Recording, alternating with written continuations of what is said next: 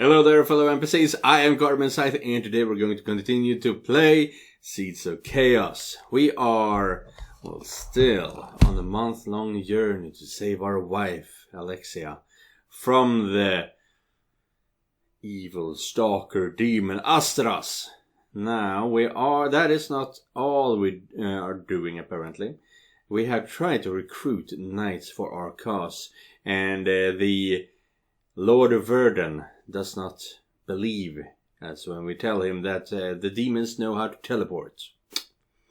And it seems that the demons themselves have an agenda because they need me for something. Not sure what yet, but we will see. Will it be in this episode? Who knows? But, let's go.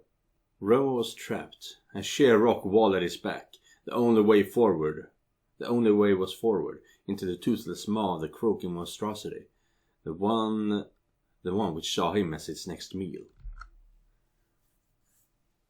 Rowan threw himself to the ground as a toad demon's tongue catapulted out of its mouth, aiming for Rowan's center of mass. He rolled to his feet, drawing his sword as its tongue slapped wetly against the rock face to his left. He swung downwards as hard as he could, catching the thing's tongue with his blade. It sliced cleanly through the quivering flesh, a spurt of greenish blood bursting forth as he severed the head of its tongue from the rest of its body. The chaos-stained beast croaked and shrank back, its barbed tail whipped upwards in a scorpion's curl as it huddled into itself, taking a defensive position. Rowan, undeterred, charged at Shidware. Its tail stinger dove down to skewer him, but Rowan uked it as it closed the final distance. It tried to flap its wings to gain traction for takeoff, but it was too quick for it. It slashed its fat neck, opening a gaping wound beneath its mouth as its dumb eyes bulged. Okay, so it has wings, it's like a frog, it has a scorpion tail, and a really long tongue. That's a weird-ass demon. A gurgled croak was the only sound it made as it flopped to the ground and expired, nearly knocking him off his feet in its death throes. After nearly a minute of weak struggling, it went still. Rowan sighed, wiping his blade upon the Shidware's warty skin before sheathing it. He looked over the final rise between him and its destination.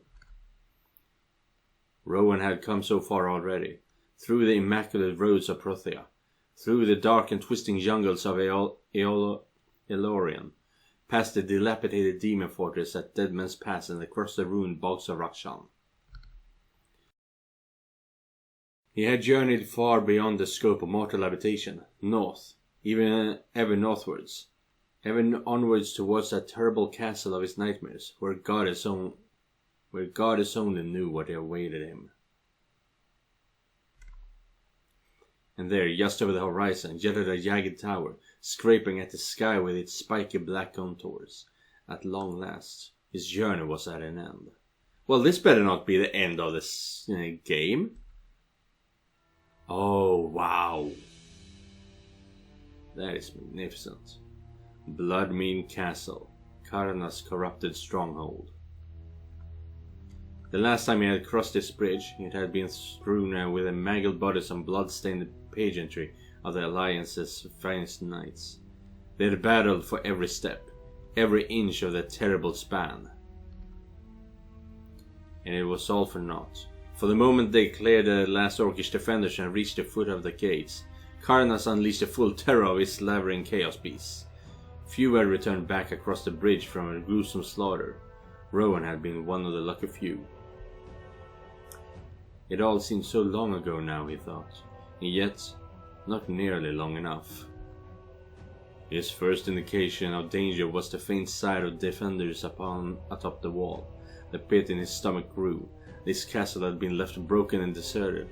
The demons really were back. Rowan waited until there was an opening in the patrols. Then, quick and quiet, he made a dash across the bridge, keeping his head low. He could not afford to be spotted. Coming to the gate, he slid off to the side, creeping along the scars of the castle exterior to an unguarded segment of the wall. More than once he had used handholds to keep himself from plummeting into the abyss below. With a grunt of effort, he heaved himself upwards, scrambling over a break in the wall where a trebuchet had gouged a hole halfway up. Clambering upwards, he heaved himself over the crumbling rock, landing in a set of bushes in the courtyard. There were more soldiers in the vestibule. Some of them were even human. Several dozens milled about in a group, armed to the teeth and segregated into units. They seemed to be waiting for something. For someone. Rowan picked his way carefully through the reeds and slipped into the castle proper from a small servant entrance, taking care not to be spotted.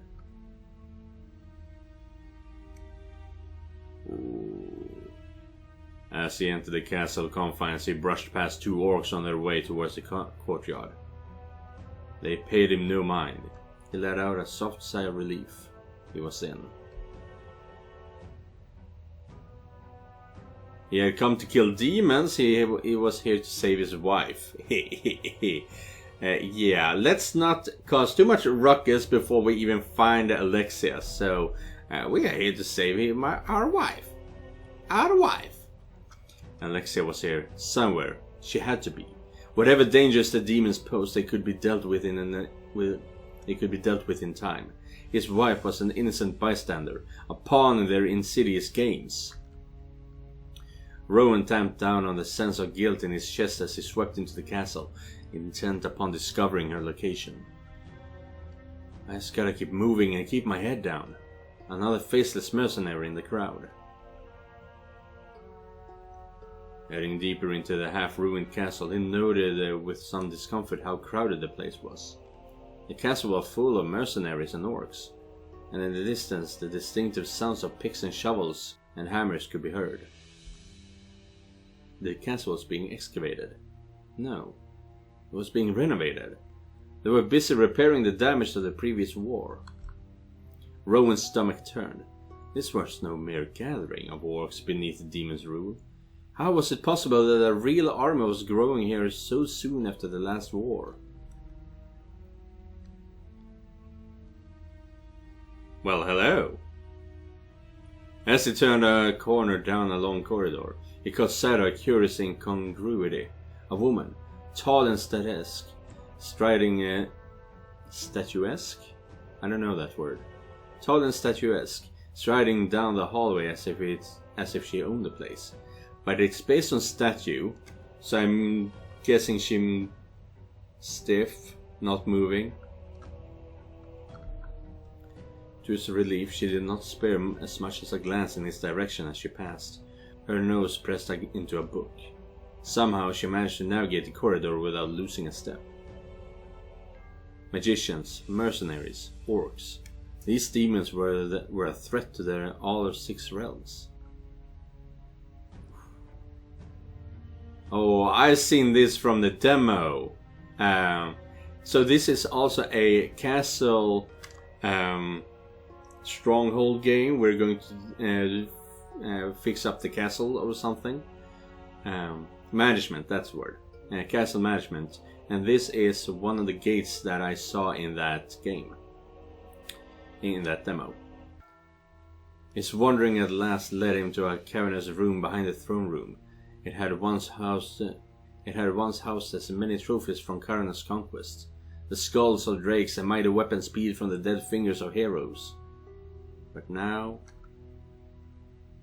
what insolence? In the center of the room stood a towering frame of... something. Tall, glass-like. It looked almost like a great mirror, reflecting only shadows. Stricken by a queer compulsion, Rowan approached it. He could not see himself reflected in it as he approached. Looking deep into its interior, he could only make out murky potentialities. Strange, almost somethings that lurked just beyond the mind's eye. As if responding to his approach, the portal lit up with a sudden glare. Rowan stumbled back, astonished, as an image came roaring up from the depths of the mirror, bathing the room in a blinding light. When he uncovered his eyes, he was face to face with the world beyond the glass. Is that the Empire of Sand?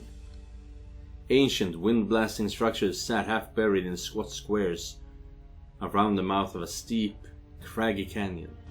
Sand dunes as tall as mountains rose like rolling waves in the distance. A hunchbacked, spotted dog creature lifted its head to stare directly at the doorway before scampering off into the ruins. Rowan's jaw dropped.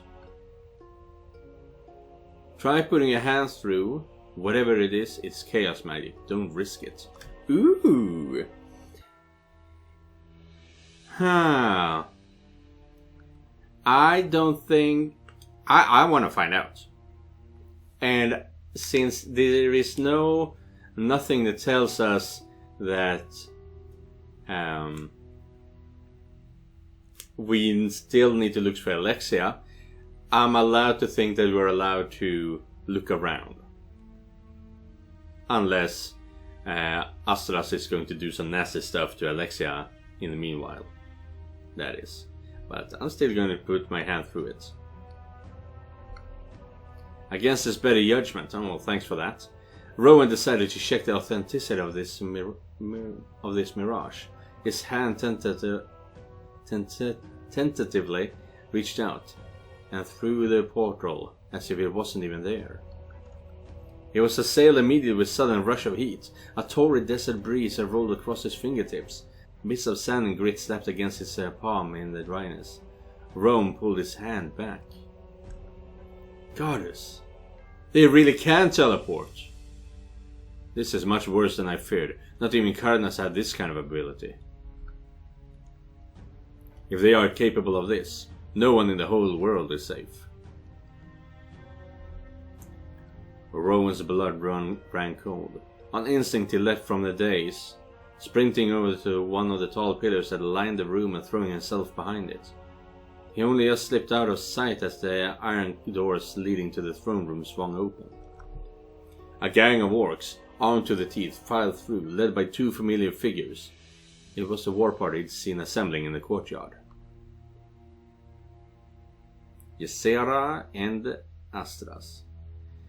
And yet you insist on this frivolousness. Unlike your schemes, mine might actually net us something useful. We need resources. I didn't agree to this just so you could go raiding for scraps. They're my men, I go where I please. And it's my portal. You sound stressed there, sister. Could it be you're actually worried about your pet project? A week's tardiness proves nothing. It proves we have nothing to show for it, aside from that useless peasant locked up in her little cage. If things continue as they are, I might just have to... Don't be a fool, even you should know the value of leverage. And the worthlessness of spoiled goods. Rowan pressed himself as tightly as he could against the pillar, staying deep in the syrupy shadow cast by the glowing portal as first the demons, then the party of orcs filed past him, climbing the dais towards the shimmering light. There will be time enough for indulgences in the days to come. For now, just enjoy your little excursion. Oh, believe me, I will. Try not to think too hard while I'm gone. Rowan watched, the hairs on the back of his neck standing on end as first Andras, and then the orcs filed through the portal and emerged on the other side. The sunlit forms framed like shadows in motion of grand fresco. As the last one passed through, the image of the desert faded away into murky nothingness, leaving Ysera alone, isolated, vulnerable. Are we gonna strike? No, she's going through the portal too. Almost before he could think, Rowan was moving. He drew his sword, his footsteps silent as he crossed the distance between them at a low, lopping pace. Her back was turned, her fist clenched as she glared at the portal. The demon muttered something under her breath, but it was not beyond hearing. Rowan's heart was screaming at him, pleading that this wasn't what he'd come here to do. But a cold, calculating part of his mind knew that this was it. He would never get a better chance. She'd said it was her portal. If he killed her, he could end the threat, here and now. Rowan climbed the stairs to the portal 3 at a time. He closed the final few steps at a run. His fingers clenched tight around the hilt as he drew back to swing. Oh dude, that's epic. Ho! I might have to censor that, honestly. God damn. So there's a sword going right through her neck. Yeah, that's violent. Yeah, I had to censor that. Rowan felt a wave of vicious satisfaction as his blade sank into the demon's neck. Blood spurted from her throat as the blade sliced into her. It stopped. The momentum of the blade had stopped, like hitting a tree trunk or striking a training dummy. The sword bit into her delicate swan-like neck, then stopped dead.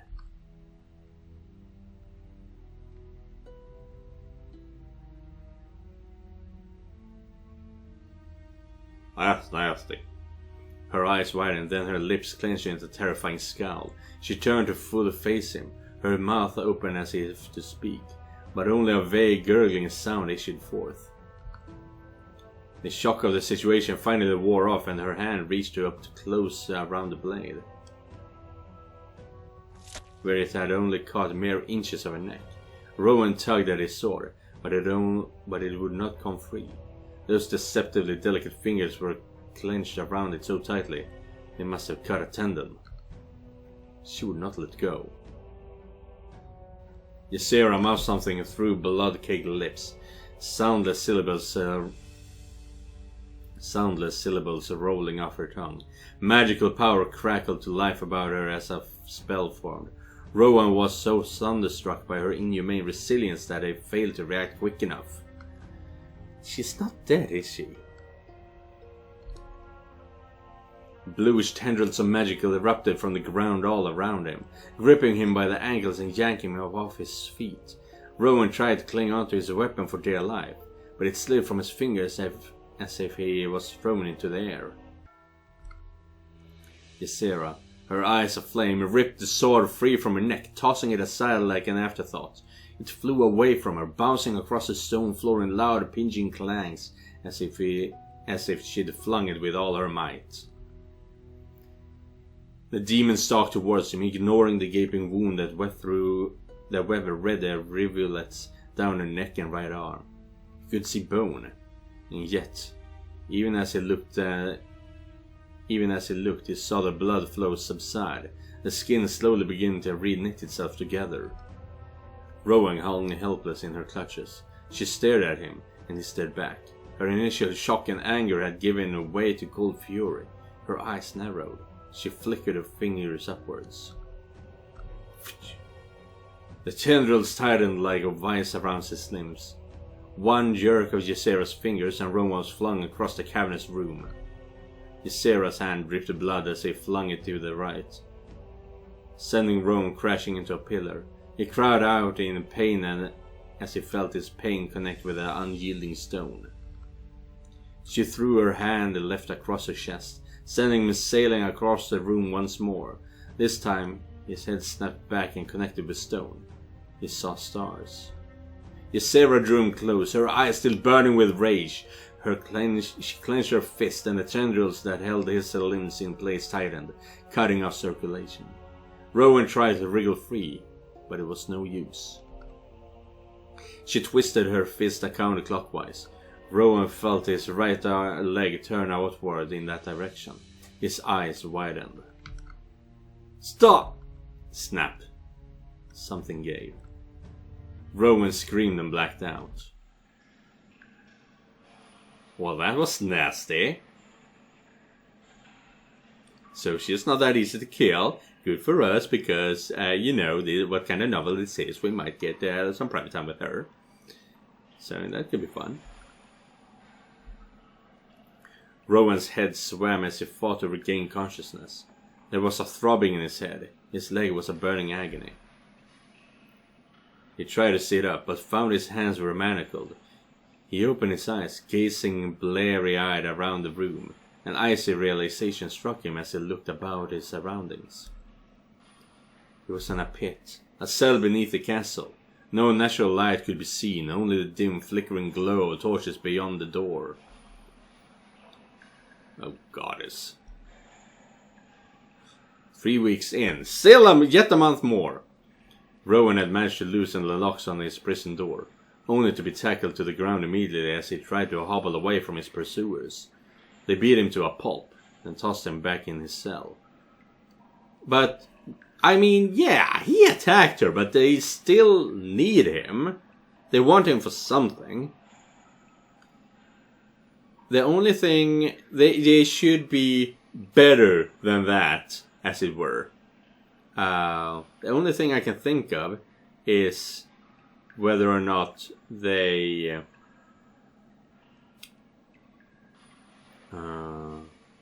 if Ysera needs to heal up a bit before they decide to talk to him. A month and a half. Rowan had figured out when the food was approaching each morning by jingling of his jailer's keys. After a brief altercation, he managed to goad the beast into his cell.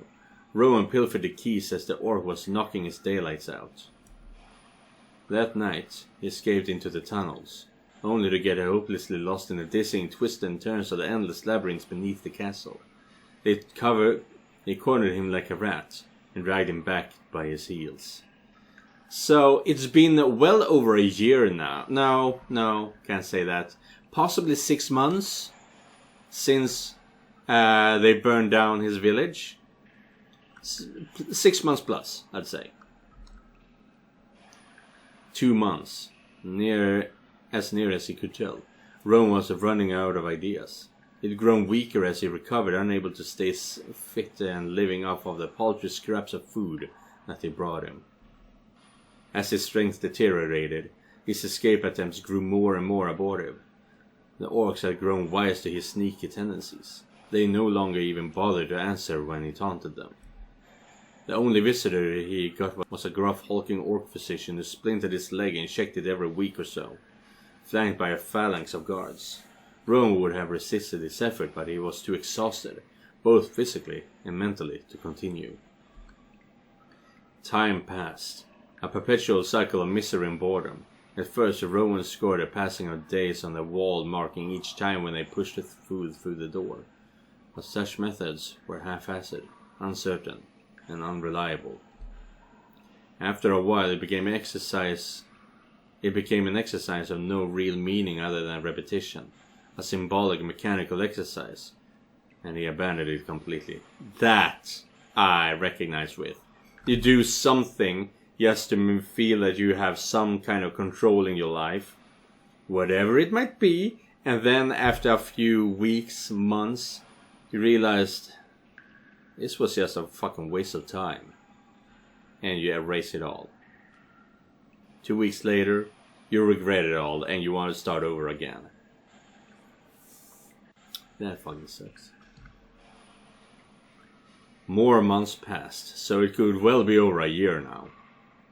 But this entire thing reminds me of one of the later seasons in Supernatural when Sam and Dean are actually caught by the police and are interrogated or imprisoned in solitary actually for such a long time that they actually ask death to kill them. Which is a funny way to do things. But yeah, this reminds me of that.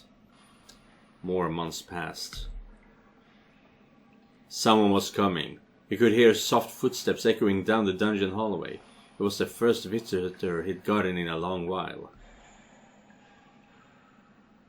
It's been months and that's all you have to call a beard?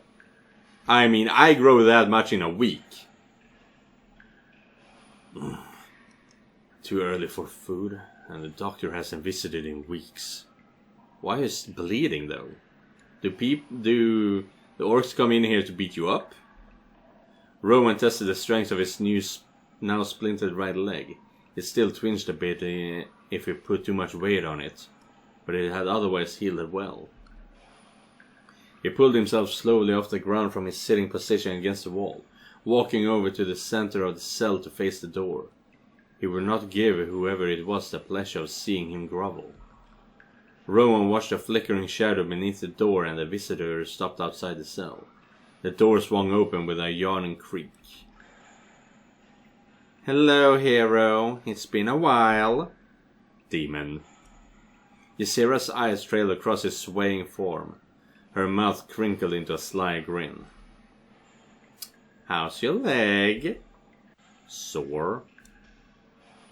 A pity. But in all fairness, you should have known better than to try to harm me after what you saw in the Earthdale. You knew you knew what I was capable of.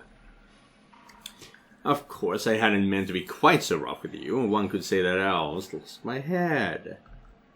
She giggled. Is that what you came down here for? Childish joke and I told you so's. No, I came to try and talk some sense into you. I couldn't possibly guess what sense I'd get from a demon. No, still don't know why you're here. If I did, do you think I'd be asking? Cut my head off and be done with it. I'd like to keep your handsome head precisely where it is right now. It's your current location that bothers me. You're speaking in riddles. Quite the contrary, you're the one who refused to comply, when all I wanted to do was talk. Did you never once stop to ask why we targeted you? Revenge, for the death of your demon master. Hardly. Had this been about to pay the revenge, we'd have murdered the whole town, your wife included. There's nothing you could possibly say that I want to hear. Not even that I'm in need of a hero of my own? What? Is it really so far-fetched at the end of all things, as all we were really looking for was a loyal retainer? Whatever Rowan had been expecting, it wasn't this. You want to recruit me? The answer is no. You know, if you had simply fallen for our trap, things would have gone much simpler. Did you fail to notice how the town was left untouched, up until the exact moment that you broke free of our trap? You were meant to be taken alive, safe, and alone. Your wife was a simple bystander. We didn't come looking for a fight, Rowan, but we knew you were clever enough to possibly slip free of our grasp, so we had a backup plan. So you burned down my town. And you tried to kill me. Twice, in fact. Don't you think maybe we're just about even? It's been months, Rowan. You're clinging on to a false hope. No one is coming to rescue you. Are you really this stubborn? Do you honestly intend to rot alone in this cell for the rest of your life? Compared to the alternative, rotting is preferable. And what about your dear Alexia? For all I know, my wife is dead. Ysera giggled, her fingers trailing across her lips as if to hide a curling smile. Come now, Rowan. You must realize by now that I'm far more canny than that. If I went to all this trouble to bring you here, why on earth would I harm her, knowing the consequences? To torment me?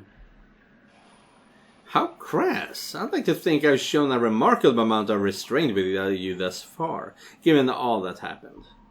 She sat down daintily upon the stone floor opposite him, crossing her legs in a long, elegant swoop. Your wife is safe, living in far better lodging than this dank cell. She misses you, you know. And not with your veiled threats. Please. Were this a Rosaran prison and you had tried to assassinate a powerful noble in his own home, would you even be having this conversation? You'd have been beaten, tortured, your thumbs put on screws and your limbs smashed to pieces. They'd have fleeced a confession out of you, and after you endured an arbitrary amount of suffering, your head would be left on a spike on the city gate. Right next to your wives, along with whomever else you had drawn their ire. She leaned forward, her eyes shining with mirth. If I'm not mistaken, they've been looking for an excuse to get rid of you, haven't they, Dirt General? Peasant leaders aren't much thought of in Silencia and high society. More than I think of demons. Demon. You use that word so liberally. But what does it really mean? Freedom, independence, the right for those who merit to rise to the top instead of wallowing in a tyrannical mediocrity of hereditary oligarchs. You fought a war against the demon lord Karna 7 years ago. 8 years ago. Led titanic armies in the fields. Made countless sacrifices of both friends and heroes alike. All to stop his invasion and save the 6 realms. And what was the result of all your effort? What was the reward for all that sacrifice? A return to a rotten status quo, and an unjust exile to a backwater town. The truth is, hero, the 6 realms are already enslaved. The peasants live on land parceled by the aristocracy, grateful that only most of their toils is robbed from their dinner tables to feed fat old men squatting in castles. The toothless nobles kowtow to the bloody monarchs for favor, waging petty wars amongst each other with the people used as game pieces, to be spent and discarded at will. Meanwhile, the church collects its taithes. I looked it up, taithes.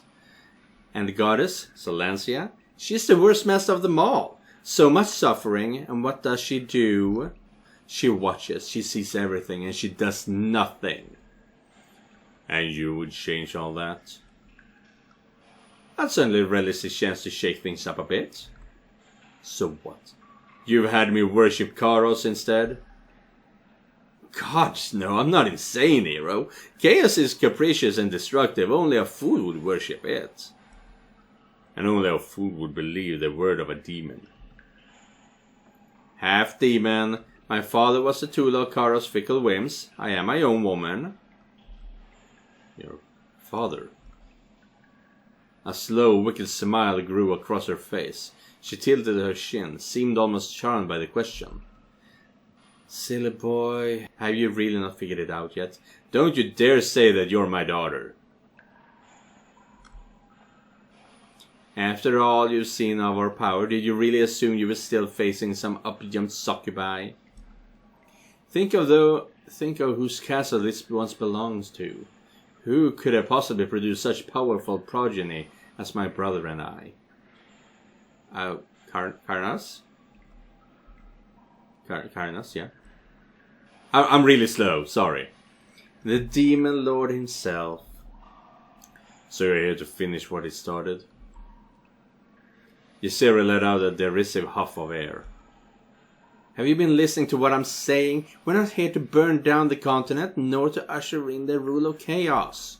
Solancia, Karos, the gods mean nothing to us. What my brother and I intend goes far beyond the petty squabbles of short-sighted deities. Rowan scoffed. You and your brother, then? Would it really be so bad? There'll be no more wars, no bleeding the peasant for what little they have. We have no interest in human wealth, not beyond what it gains us in the long term. Freed from your pointless lust and the prudish notion of these fickle gods, people who would be able to live their lives free to indulge in their basest desires without consequence. Like animals, you mean?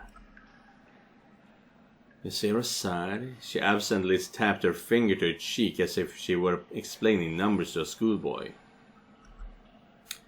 How pedantic. Is such liberty really so terrifying to you? Pardon me for not spotting the rays of sunshine from my prison cell. Ysera giggled in a sarcastic retort. What do you need my help with this grand design? Because unlike your Solancian order, I recognize greatness. They may have not realized who won the last war for them, but I certainly did. The worst mistake they ever made was to not acknowledge your potential. And who better to bring down the corrupt system than the savior they spurned? And if I refuse? Ysera twirled her hand around in a circle indicating the room. Then this is where your story ends, wasting away in this cell for however many decades it takes, never to see the sun again. Your wife's life, naturally, will be forfeit. I will not bore you with the details, but her end will be much quicker than yours, if no less miserable. I'm to be a slave, then? Not at all. We have plenty of those already. Amusing, but lacking in true value. What we need is a steward, a captain, and an able strategist. Prove yourself trustworthy, and we will reward both of you and your wife beyond your wildest dreams. Blood so precious taken from the hands of dead innocents. I want nothing to do with your cause, monster. Look me in the eye, Rowan, and tell me you're willing to die for men like Duke of Werden. Because this noble martyr you're making of yourself, it's not for the people of Rosaria's sake, it's for his. Rowan said nothing for a long moment, his brow furrowing with thought. He picked his next words carefully. If I agree to this, servitude, you let me out of the dungeon here and now. I honestly, he is in quite a predicament, but there is nothing really that she said that would indicate that this is actually a bad thing. More than, overthrowing rule, but that's just the status quo of any revolution, to be honest. And that is how revolutions work. But question is, how much freedom is she going to give the people?